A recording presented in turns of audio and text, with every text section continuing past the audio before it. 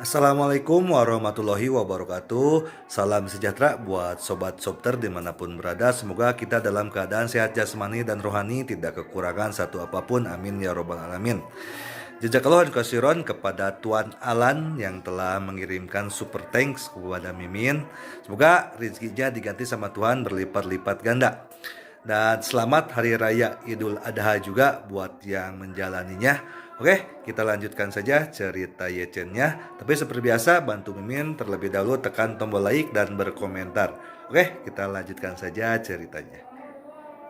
Bab 6071 sampai bab 6075. Kata-kata Ye Chen menyemangati Yun Ruge. Saat ledakan terjadi, dia dan Ye Chen saling memandang, dan dia tahu bahwa Ye Chen pasti akan mati. Tapi sekarang, Ye Chen mengganti pakaiannya dan berdiri di depannya tanpa cedera. Dengan angin kencang dari tinjunya, dia bisa menopang tubuhnya dengan kuat. Kekuatan ini lebih dari satu ranah yang lebih kuat dari dirinya.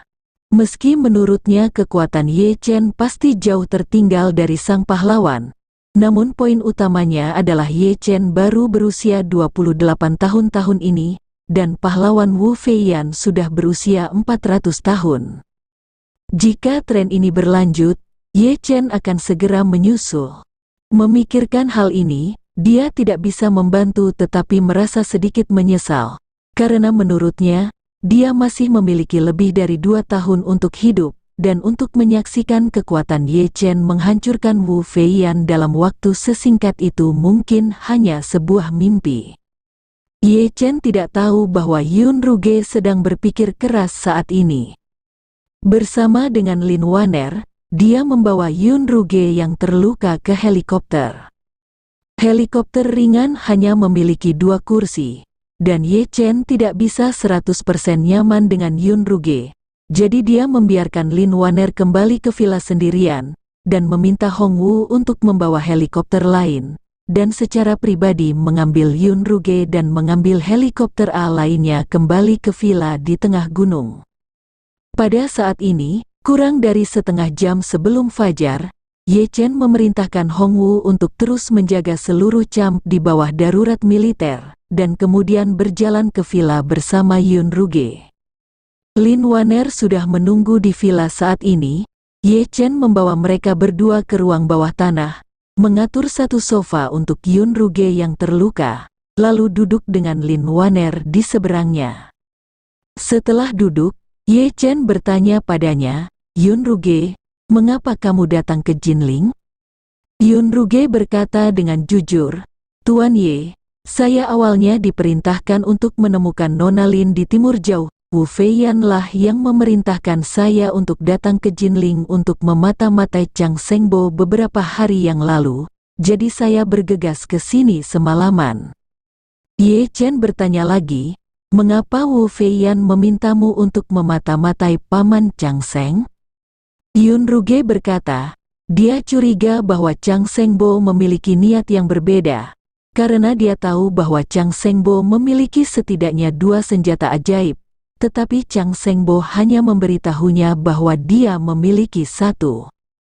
Saat dia mengatakan itu, Yun Ruge berkata lagi, dia mengatakan bahwa dia menemukan jalur pergerakan Chang Shengbo dan pergi ke pegunungan setelah keluar dari Antique Street, dan dia juga memperhatikan informasi jaringan Jinling, dan melihat bahwa Jinling berada di Chang Shengbo pada hari yang sama. Di pegunungan yang kami kunjungi, terjadi badai petir yang sangat kuat, dan Departemen Meteorologi Jinling bahkan mengeluarkan peringatan dini.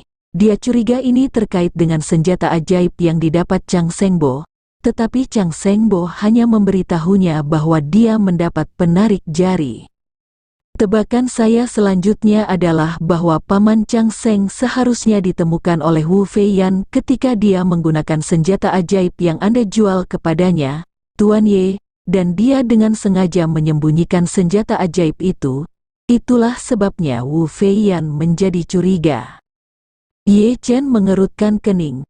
Wu Feiyan ini benar-benar mengikuti perkembangan zaman.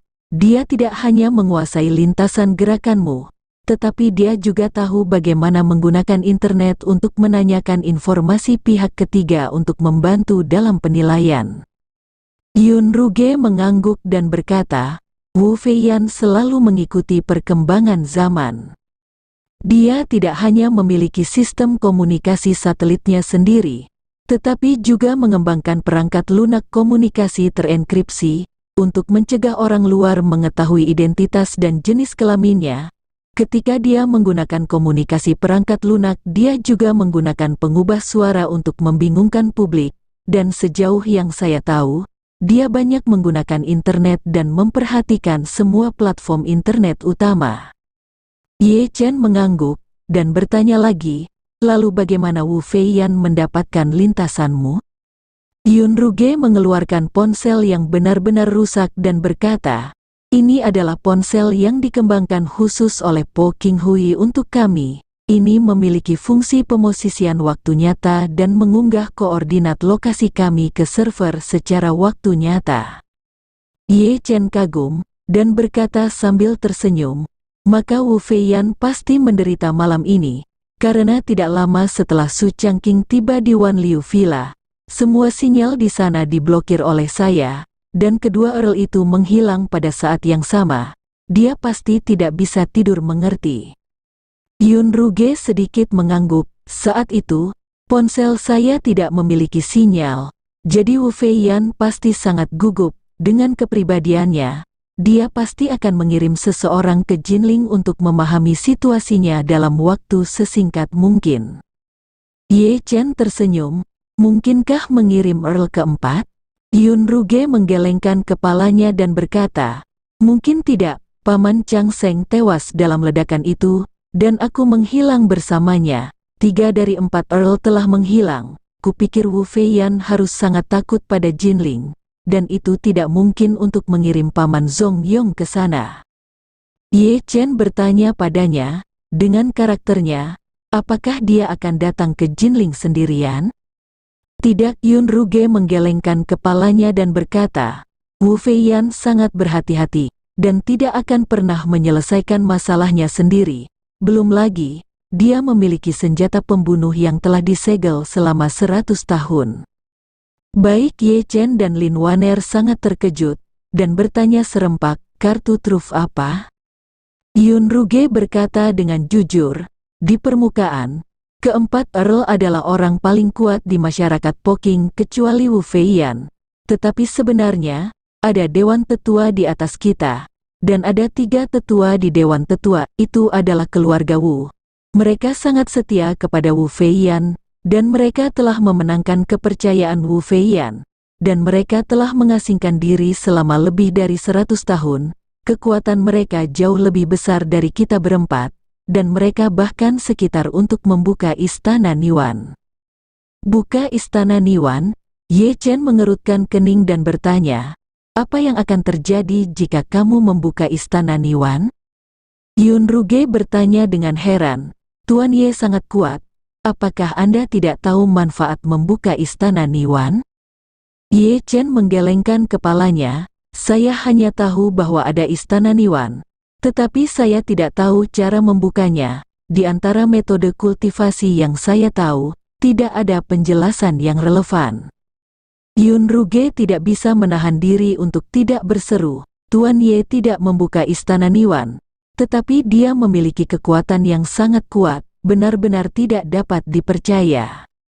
Saat dia mengatakan itu, dia dengan cepat menjelaskan, menurut Wu Feiyan, ketika seorang biksu membuka istana Niwan, itu sama dengan membuka dantian seorang seniman bela diri, akan ada peningkatan besar. Ye Chen merasa ngeri di dalam hatinya, dan pada saat yang sama tidak bisa menahan nafas. Dia berpikir bahwa 9 misteri surga sudah menjadi harta untuk kultivasi, tetapi dia tidak menyangka bahwa sekarang tampaknya 9 Mystery of Heaven hanyalah metode latihan bagi para biksu sebelum membuka istana Niwan. Jika seseorang membandingkan perjalanan Taoisme dengan menjelajahi bintang dan lautan alam semesta, maka jajaran 9 Suantian Jing mungkin tidak akan pecah dari bumi. mungkin hanya dengan membuka istana Niwan seseorang dapat benar-benar memasuki luar angkasa dan mulai menjelajahi alam semesta.